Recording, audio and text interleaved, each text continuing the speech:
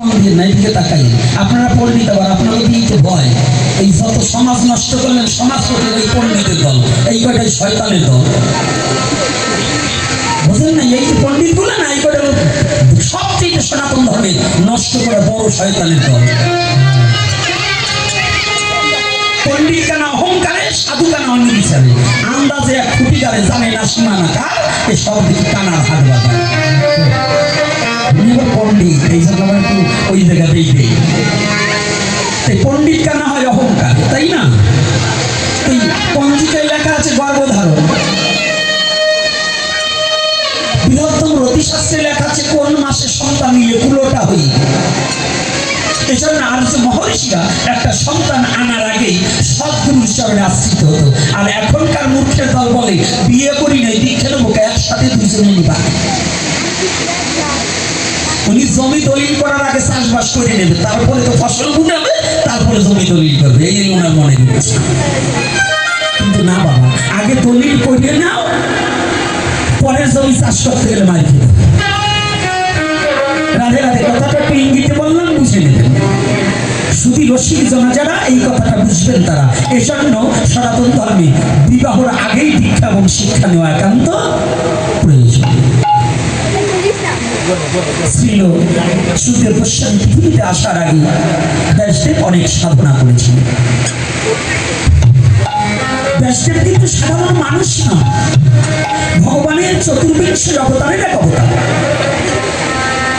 কত অবতার চতুর্বিংশ মানে 24 অবতারের এক অবতার এই ব্যাসদেব একটা সন্তান পৃথিবীতে আনার আগে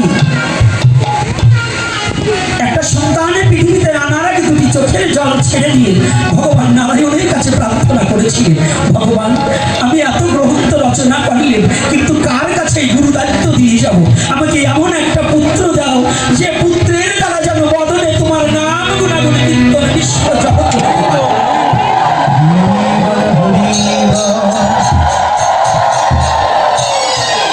আমাকে এমন একটা পুত্র দাও মা গীতাজিও চেয়েছিলেন বৈষ্ণবের স্ত্রীর দুটো নাম একটা দীপিকা আর একটা গীতাজি দুটো নাম জেনে রাখবে কোনো কোনো গ্রন্থে দীপিকা তো কোনো কোনো গ্রন্থে গীতা ছিল একটা মানুষের দুটো তিনটে নাম থাকে না থাকে কিনা বাবা গীতাজিও সাধনা করেছিলেন আমাকে একটা সন্তান দাও আপনারা জানেন সংক্ষিপ্ত সার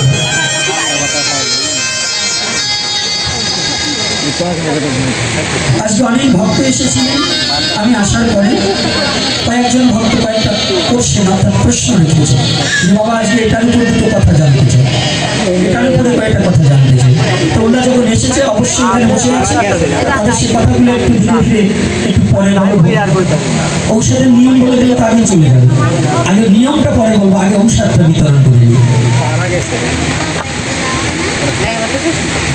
আপনাদের প্রশ্নের উত্তর না দিয়ে যাবো না